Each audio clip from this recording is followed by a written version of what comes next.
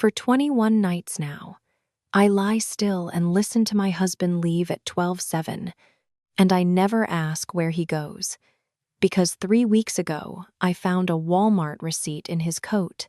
The microwave clock in the kitchen runs fast, 4 minutes fast.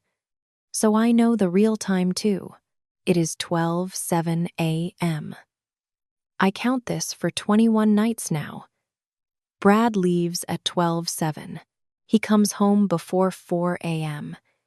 He thinks I do not hear him. He thinks I am asleep. I hear him every time, every night. Brad's side of the bed is empty.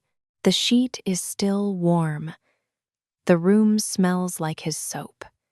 He uses Irish Spring, the same green bar for 12 years. I do not turn on the light. 3 weeks ago, I fold Brad's coat. It is a Thursday. I put away the laundry. A Walmart receipt falls out of the pocket. I read it. Diapers, size 4. A box of goldfish crackers. Skin cream for a small child. They sell that cream in the baby aisle. We do not have a baby. Ellie is 9 years old. Ellie does not eat goldfish anymore. I put the receipt back in the coat pocket. I do not cry. I do not call my sister. I walk to the kitchen. I make pancakes for Ellie. I put syrup on the table. I tell her the pancake looks like a bunny. That was 3 weeks ago. The next day, I take the receipt. I take a photo of it with my phone. I put the receipt back in his coat pocket. The photo is in my phone now. I look at it sometimes. I sit up in bed. I get dressed in the dark. Old jeans, a gray hoodie from Ellie's school. No makeup. I tie my hair back. My hands do not shake. I notice this. I think my hands should shake. They do not. Maybe that is the worst part. I walk to the kitchen. There is a coffee cup on the table. Brad did not finish it last night. A thin brown skin sits on top of the coffee. I look at it for 1 long second. Then I pour it out in the sink. I wash the cup with hot water. I put it in the dishwasher. The dishwasher is full of clean dishes from this morning. I shut the door soft. The neighbor's car comes home. The lights move across the living room curtain. 3 long lines of light. They slide across the wall for 3 seconds. I stand in the light. Then it is dark again. The clock on the wall ticks. I do not move. I walk down the hall. The white Walmart trash bag sits by the front door. It is full. An empty milk jug. A box from a frozen pizza. The bag is ready for morning. I almost trip on it. I push it with my foot. I open Ellie's door soft. She is asleep on her side. Her hair is on her face. I pull up the blanket. Bluey on the blanket. Bluey on the wall. Bluey on her shirt. She is 9, but she still loves Bluey. I do not tell her to grow up. Last night, Brad was in the shower. Ellie was at the kitchen table with her math homework. She looked up at me. She asked, "Mom, why is Daddy gone so much?" I said, "He works hard for us, sweetie. Now go kiss him good night before bed." She did. She knocked on the bathroom door. She said, "Daddy, I love you. I sent my own daughter. I sent her to kiss the man I know is a liar. I do not want my mom to know.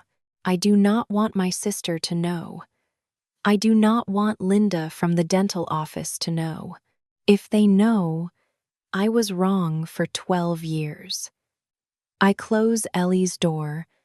I stand in the hall. My hand is on the wall. I breathe too fast. I count to 10 in my head. I stop. I push it down. I do that very well. I know what I am going to do tonight. I know it for 3 weeks now. Tonight is the night. I do not know why tonight and not last night. Maybe the coffee cup. Maybe I am just tired. Maybe I looked at the photo one too many times today. I go back to the bedroom. I open Brad's sock drawer. 8 months ago, he put a second car key in the back, under his white socks. He thinks I do not know. I know. I always know. I take the key. The key is cold in my hand. There is a small scratch on one side. He never told me he had a second key. I walk to the front door. I put on my coat. I take my purse. I open the door slow. I step out. I close it. A small click. The same click Brad made 1 hour ago. I sit in my car. I do not start it yet. The street is quiet. One streetlight is yellow. A dog barks 2 houses down.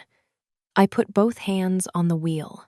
I do not know what I will see tonight. I only know I have to see. I have to see with my own eyes. I start the car.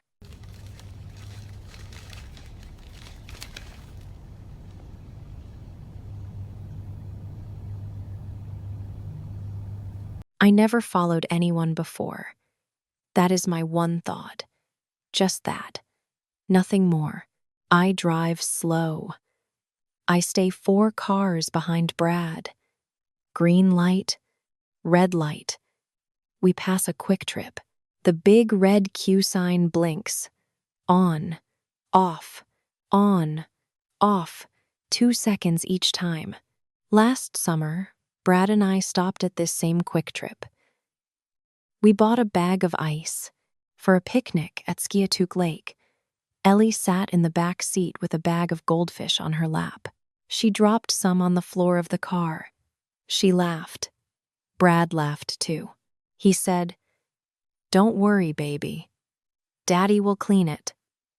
He never cleaned it. The goldfish stayed there for a week. I pushed the memory away. Hard. Brad gets on Highway 169. He drives north. 20 minutes. I drive in the slow lane. I do not change lanes. He does not know my car. I have a gray Honda Civic. It looks like every other car on this road. Brad gets off the highway. He turns onto a small road, then onto Stone Ridge Drive. The street has small 1-floor houses. The yards are small. There is an old for rent sign in a yard 3 houses down. The paint is faded. This is not a rich street. It is not a poor street. It is just a street. Brad parks in front of number 4412. The number is in big black letters by the door. I drive past him. I park 3 houses down. I turn off my lights. I turn off the engine. I sit very still. My heart beats hard. But my hands still do not shake. Why do my hands not shake? Brad walks up to the door. He does not knock. He has his own key. He uses it. The door opens. A woman stands inside. The light in the living room behind her is yellow and warm. The woman holds a small boy on her hip, maybe 4 years old, maybe 5. The boy cries soft. Brad takes the boy from her arms. He kisses the boy on the top of his head. He rocks him. He says something to the woman. She says something back. Then she smiles a little and steps back. The door closes. I see this for maybe 4 seconds. Then it is over. I sit in my car. I count. 1, 2, 3. I count up to 47 seconds. I wait for myself to cry. I think I will cry now. I do not. I am cold. I am numb. There is no word for what I feel. Not yet. The word is not in me. I drive home. The road is empty at this hour. I get back at 3:42 a.m. I park. I get back in bed. I lie on my side. I face the wall. I keep my eyes open. Brad comes home at 4:18 a.m. He gets in bed soft. He kisses my shoulder. "Hey, you up?" he says. I do not answer. He thinks I am asleep. He falls asleep in 6 minutes. I count those minutes too. I do not sleep all night. The next morning, I make pancakes for Ellie. I pack her lunch, PB&J, a bag of goldfish, an apple. I drive her to school. She talks about her friend Maya. I say, that sounds nice, baby. I drop her off. I wave. She waves back. She runs in the door. I drive home. I do not turn on the radio. I sit at my kitchen table. I open my laptop. I do not Google anything. I do not type Stone Ridge Drive 4412 yet. I open the Bank of America app on my phone first. The shared account has $1,847.62. Last month, it had $4,300. I look at the transfer history. I scroll back. Every month, $800 goes to an account called Donovan Property LLC. This started 14 months ago. I do the math on a piece of paper. 14 times 800. That is $11,200. I sit very still. I look at the number on the page. $11,200. That is half of my mom's funeral cost. That is Ellie's summer camp for 2 years. Then I think of the other money. My mom died in 2019. She left me $40,000. The money is in a savings account, or it should be. I check. The account has $3,000 left. I look at the transfer history. $37,000 went to Donovan Property LLC over 2 years. I close my eyes. I open them. I open my laptop. I go to the Oklahoma Secretary of State website. It is free. I type Donovan Property LLC. The page loads. The LLC has 2 names on it, Brad Donovan. Sarah Reyes. The address is 4412 Stone Ridge Drive. The same house from last night. I print the LLC papers later. 4 pages. I print them at the dental office on my lunch break. Linda walks past me. She says, "Heather, you okay? You look pale." I say, "I'm okay, Linda. Just tired." Ellie was up all night with a cold. Linda nods. She walks away. I drive home. I sit at the table again. I read the papers. I read them 3 times. I take a blue pen. I circle Sarah Reyes's name. The pen tip almost goes through the paper. I do not know this, Sarah. I only know her name is on a paper my husband filed. With my money, maybe she signed it. Maybe she did not. I think about that for a long time. I call Linda back at the office. "Linda, I need to take Friday off. Personal stuff." Linda does not ask why. She says, "Sure thing, hon. You take care." Friday. I drive. I do not go home. I drive to an IHOP near Stone Ridge Drive. I sit in a booth by the window.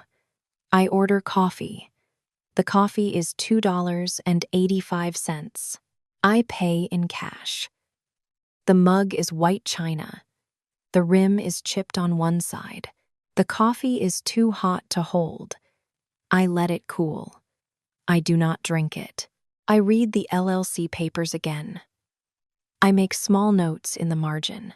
My pen runs out of ink. I go to the front desk.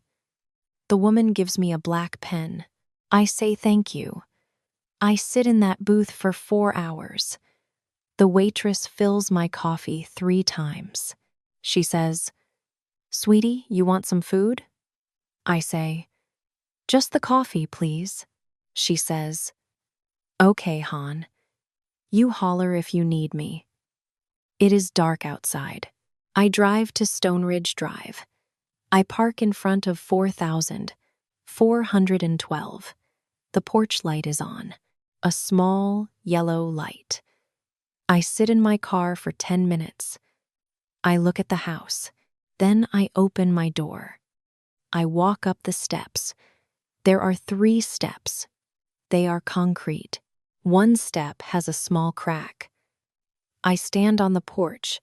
My hand is on the screen door. I knock.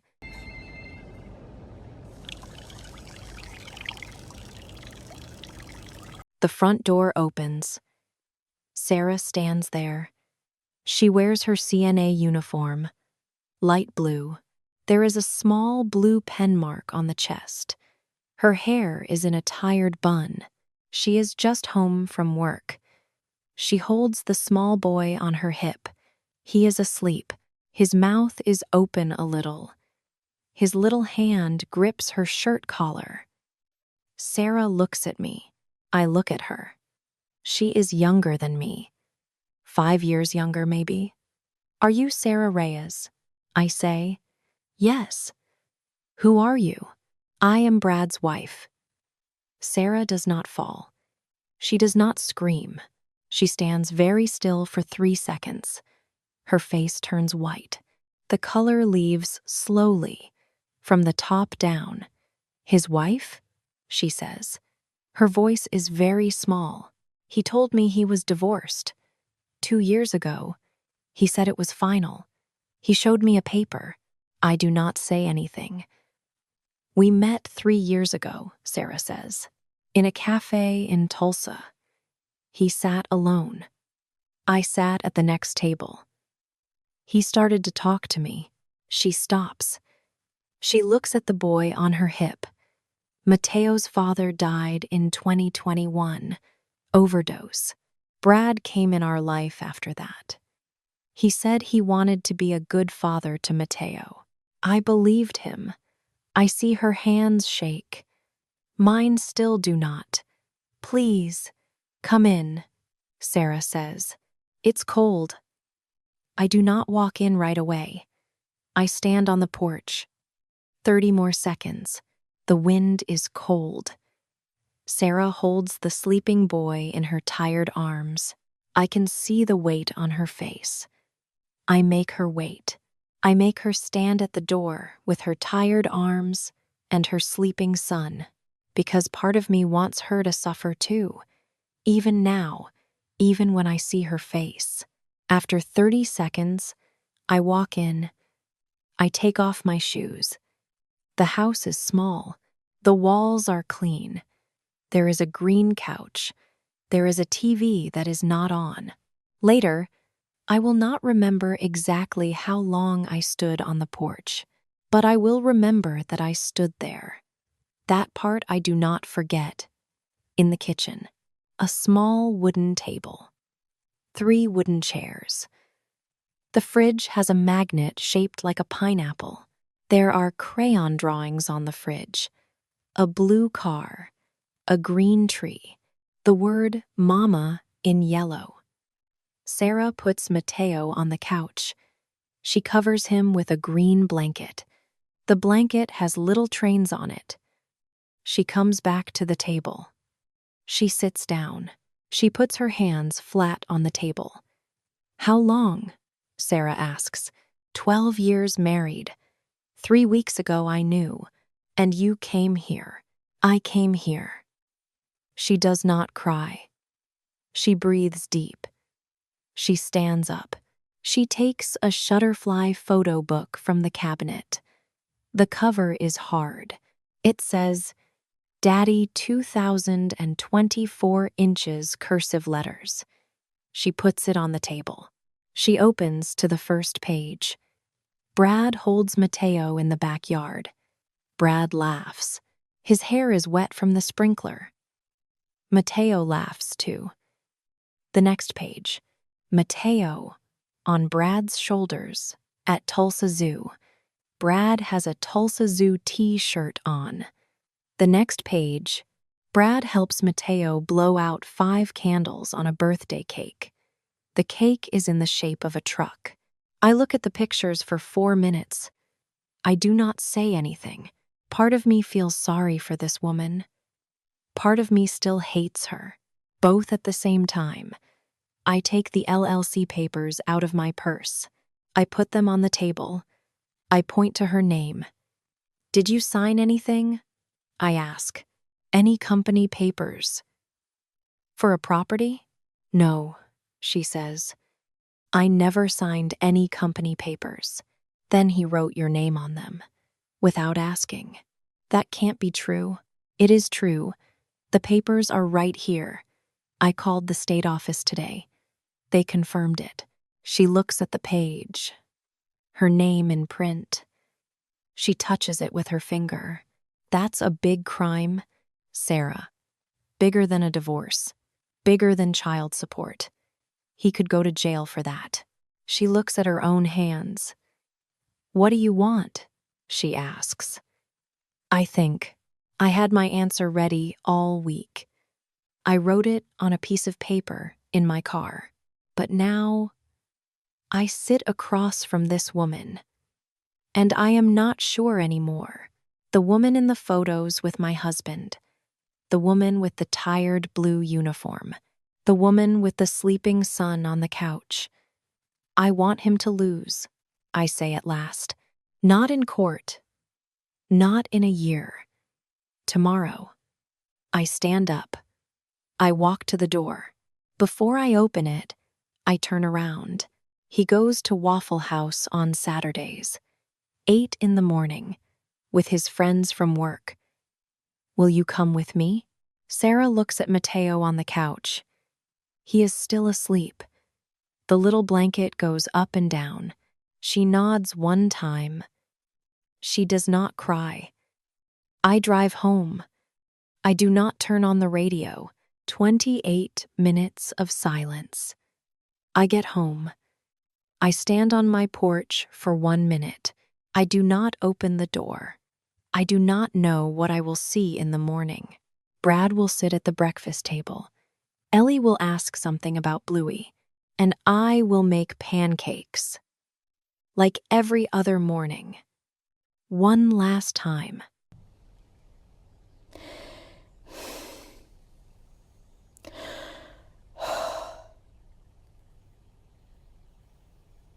A metal plate hits the table. Loud. The waitress drops off the All-Star Special at the next booth. 2 eggs, bacon, hash browns, toast. Sarah and I sit in the corner booth, 3 booths away from Brad's usual spot. We get here at 7:53 a.m. We drink coffee. We do not talk much. There is an old Tabasco bottle on our table. The cap is sticky. Sarah wears jeans today, and a clean white t-shirt. Her hair is down. She does not wear makeup. Mateo is with her sister. She told me this in the parking lot. 8 a.m. Brad walks in with 2 coworkers. Greg, with an HRID badge on a string around his neck. Tony, with an Oklahoma State cap. Brad smiles. He is happy this morning. They sit down at his usual booth. Brad orders without looking at the menu. Coke and scattered hash browns, please. He always orders the same thing. 8 years now. I look at Sarah. Sarah nods one time. We stand up. We walk over. We stand next to each other at the head of his table. Greg and Tony look up first. They look confused. Brad does not look up yet. He reaches for the creamer. "Brad," I say. My voice is not loud. Brad looks up. I watch his face change in 3 seconds. Surprise first, then understanding, then white. White and frozen. "This is Sarah Reyes," I say. "I think you know her." Sarah does not speak. She takes the Shutterfly book out of her bag. She puts it on the table. She opens it to the first page. Brad and Mateo. Brad laughs, hair wet from the sprinkler. Greg picks up the book. He flips 1 page, 2 pages. He puts it down. He does not look at Brad. I take the LLC papers out of my purse. 4 pages. Sarah's name circled in blue pen. I put them on the table next to Brad's plate. "He took my mother's money," I say. I do not look at Brad. I look at Greg. He wrote Sarah's name on these papers. She never signed them. That is wire fraud. That is a real crime. Tony stands up. He picks up his cap. He puts it on. He looks at Brad 1 time. "I'm out, man." He walks away. He does not pay for his coffee. Greg looks at Brad. Greg does not say much. He says 1 word. "Dude." Then Greg stands up too. He grabs his jacket. He shakes his head. "I'm calling Mark Monday morning." Mark is the HR director at Brad's company. Greg walks out. The bell on the door rings. Brad sits still. His Coke is full. His hash browns are full. He looks up at me. His eyes are wet. "Heather, please. Just listen. Please. I can explain." I do not answer. I do not say 1 word to him. Sarah and I turn around. At the counter, I pay $2.86 for my coffee. Sarah pays $2.86 for her coffee. Each one separate. I want it that way. We walk out in the parking lot. We stand next to Sarah's car, a 2014 silver Toyota Corolla. There is a child seat in the back. I see Mateo's juice box on the floor. The straw is bent. I do not hug Sarah. We are not friends. That is not this story. We just stand together for 30 seconds. The wind is cold. "Mateo will be okay," I say. "You're a good mom." Sarah nods. Her eyes are wet. She does not cry out loud. "I don't know if I can do this alone again," she says. I think about this. I could say something soft. I could put my hand on her arm. I could hug her. But I am not that woman. I never am. I say what I think. You already do. He wasn't really there anyway. The words come out hard. Sarah looks at me. She blinks. Then she nods slow. She gets in her car. She drives away. The Corolla turns left out of the lot. I drive home. 22 minutes. I do not turn on the radio. I do not cry. I park in my driveway. I sit in my car for 2 minutes. The neighbor's cat sits on my mailbox. He looks at me. He does not move. Brad is not home.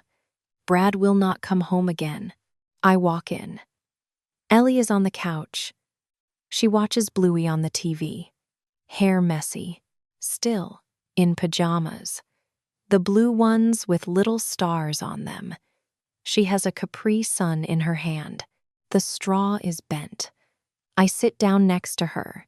She leans her head on my shoulder. "Where is Daddy?" she asks. Eyes still on the TV. "He's not here right now, sweetie." "Is he coming back?" I do not answer right away.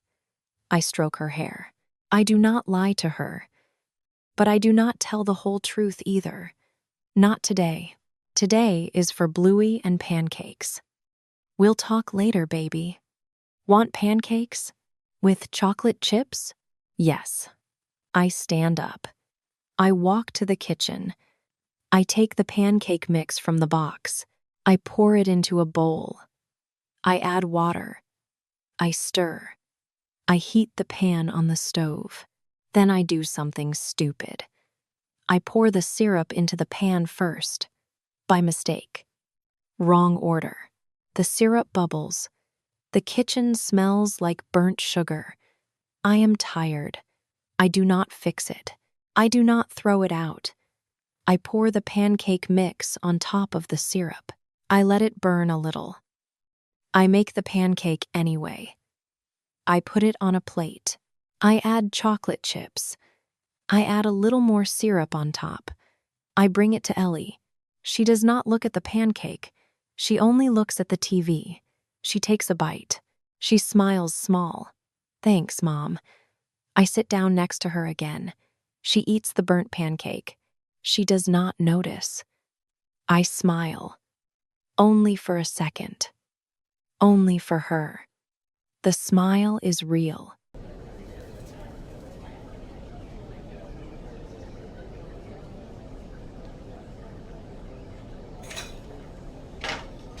Honestly, that burnt pancake got me more than the Waffle House scenes. Wrong order, syrup first, and she just made it anyway. Chocolate chips on top. That's the whole story. Her hands never shook once. She noticed it herself. I think that scared her more than anything Brad did. Did the ending land for you, or did you want more from it? Tell me.